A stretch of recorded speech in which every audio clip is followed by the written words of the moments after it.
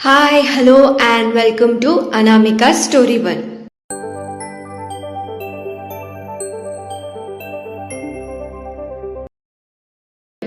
ఇవాళ మనం వినబోయే కథ మీరా చాప్టర్ 66. ఆలస్యం చేయకుండా కథలోకి వెళ్ళిపోదాం. గౌతమ్ అక్కడ నించొని ఏదో ఆలోచిస్తూ ఉంటే ఒక పెద్దావిడ వచ్చి తన లగేజ్ని తీసుకురమ్మని చెప్పింది. ఆ పెద్దావిడ అక్కడే చైర్లో కూర్చొని విసురుకర్రతో తనకి తాను గాలి విసురుకుంటూ కూర్చుంది. ఇంతకీ మీరు ఎవరండి అని అడిగాడు గౌతమ్. ఏంటి, నన్నే ఎవరు అంటావా? ఏమనుకుంటున్నావురా నీ గురించి నువ్వు అని పైకి ఎక్కి లేచింది ఆ పెద్దావిడ.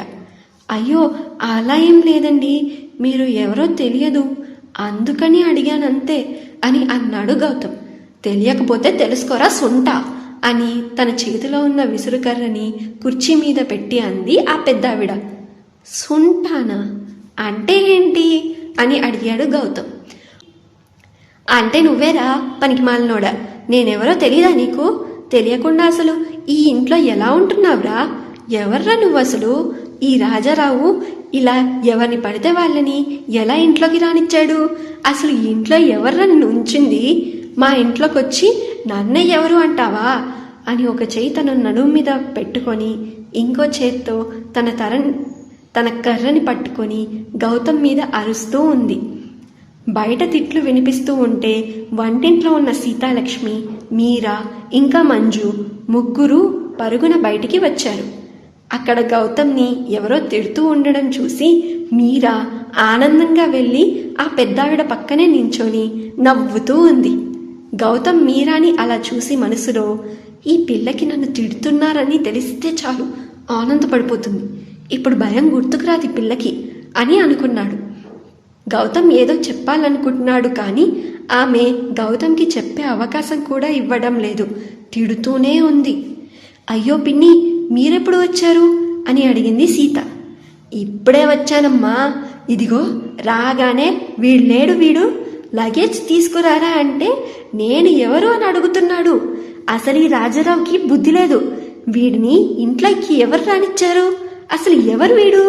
ఈ ఇంట్లోకి వచ్చి నా ఇంట్లోకి వచ్చి నన్ను ఎవరు అని అడుగుతున్నాడు అని సీతాలక్ష్మి వైపు చూసి అడిగింది ఆ పెద్దావిడ. గౌతమ్కి మాత్రం ఒక నిమిషంకి తల తిరిగిపోయినట్టు అయిపోయింది ఆవిడ తిట్లకు.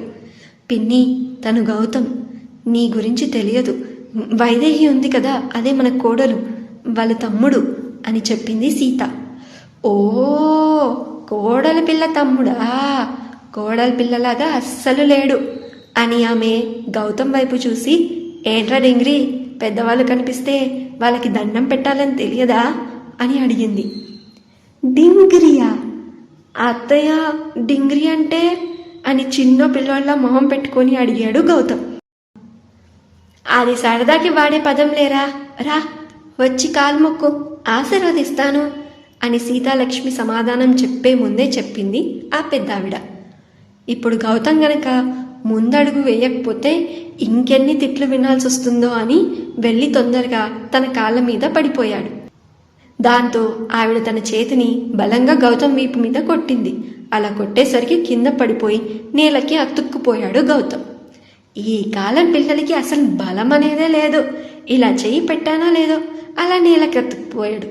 లేవయ్యా, లే బాబు అని అంది ఆవిడ. అత్తయ్యా అని చూశాడు గౌతమ్. సీతాలక్ష్మి తనని జాలిగా చూసింది, కానీ ఏమీ అనలేకపోయింది. గౌతమ్ చూపు మీరా మీద పడింది. బాగేంది, నీకు ఇలాగే కావాలి అంటూ పక్కనే ఉండి ఆనందపడిపోతూ ఉంది మీరా. మీరాని ఆశ్చర్యపోయి చూసి, మీరా ఎలా ఉన్నావు తల్లి అని అడిగింది ఆ పెద్దావిడ. బామ్మ, తనని ఇంకోసారి కొట్టవా అని గారంగా అడిగింది మీరా. ఏంటి, వీడ్నా? కొడతాళ్లే, నువ్వెలా ఉన్నావు అది చెప్పు అని అడిగింది పెద్దావిడ. మీరా తొందరగా వెళ్ళి ఆవిడ కాళ్ళ మీద పడిపోయి, నేను బాగానే ఉన్నాను బామ్మ, నువ్వెలా ఉన్నావు అని అడిగింది. తనని పట్టుకొని లేపి తన తలని ప్రేమతో నిమురుతూ తన 2 చేతుల్ని మీరా చెంపల మీద పెట్టి తనని దగ్గరికి తీసుకొని తన నుదిటి మీద ముద్దు పెట్టి, నేను బాగానే ఉన్నాను తల్లి అని అంది ఆ పెద్దావిడ. గౌతమ్ తన వీపు మీద చెయ్యి పెట్టుకొని అబ్బా, ఇంత గట్టిగా కొట్టాలా బామ్మ, నొప్పిగా ఉంది అని అన్నాడు. నన్ను అన్నావు కదా, ఇప్పుడు చూడు నీకు బాగా అయింది. బామ్మ మంచి పని చేశా, ఈ అబ్బాయి ఉన్నాడు కదా నన్ను ఏడిపిస్తూ ఉంటాడు అని అంది మీరా. గౌతమ్ ఆశ్చర్యపోయి మీరాని చూస్తూ, నేను నిన్నెప్పుడు ఏడిపించాను? వామ్మో, ఏంటత్తయ్యా ఇది, మీ అమ్మాయికి మాటలు రావు అన్నారు, ఇక్కడ నా మీద చాడీలు చెప్తుంది అని అన్నాడు. ఏంట్రా, నా మనవరాల్ని ఏమైనా అంటే ఊరుకునేది లేదు చెప్తున్నా అని అంది ఆ పెద్దావిడ. సూరమ్మత్త, నీ గొంతు వినిపించింది, నువ్వే అనుకున్నా అని అంటూ బయటికి వచ్చారు రాజారావు గారు. ఇదేనా రావడమత్తా అని అడిగారు ఆయన.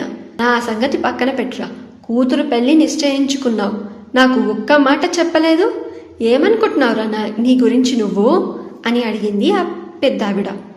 అయ్యో అలా ఏం లేదత్తా, ఆ ఇంటికైనా ఈ ఇంటికైనా పెద్ద దిక్కు నువ్వే కదా, నీకు చెప్పకుండా ఎలా అని అన్నారు రాజారావు గారు. మరి పెళ్లి చేయడానికి నిర్ణయించుకొని తాంబూలాలు తీసుకోవడానికి ముహూర్తాలు కూడా పెట్టుకున్నావు, నాకు అసలు చెప్పలేదు. నా కూతురు ఫోన్ చేసి ఉండకపోతే నాకు తెలిసేదే కాదు, నీ చెల్లి కూడా దీని గురించి ఏమీ చెప్పలేదు. బాగుందయ్యా, చాలా బాగుంది, గాలి మాటల వరకే నీ చిట్టరికమంతా అని అంది సూరమ్మత్త. అత్త, అలా ఏం లేదు, ఇవాళ సీతతో అదే అంటున్నాను, మీకు ఫోన్ చేసి రమ్మనుమని అని అన్నారు రాజారావు గారు.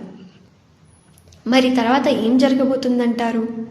సూరమ్మత్త మీరా పెళ్ళికి ఏమైనా అడ్డొస్తుందా? ఈ పెళ్ళి జరగనిస్తుందా?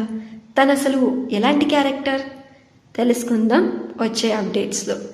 వింటూనే ఉండండి ఈ స్టోరీ మీరా, మీ అనామిక స్టోరీ వరల్డ్ ఛానల్లో మీ అనామికతో. ఈ స్టోరీ మీకు నచ్చితే please do like, share and subscribe to my channel. ఈ స్టోరీని మీరు పూర్తిగా చదవాలి అనుకుంటే డిస్క్రిప్షన్లో లింక్ ఉంది, లింక్ని ప్రెస్ చేసి అన్ని ఎపిసోడ్స్ని చదివేయండి. Thank you so much for listening. Bye bye.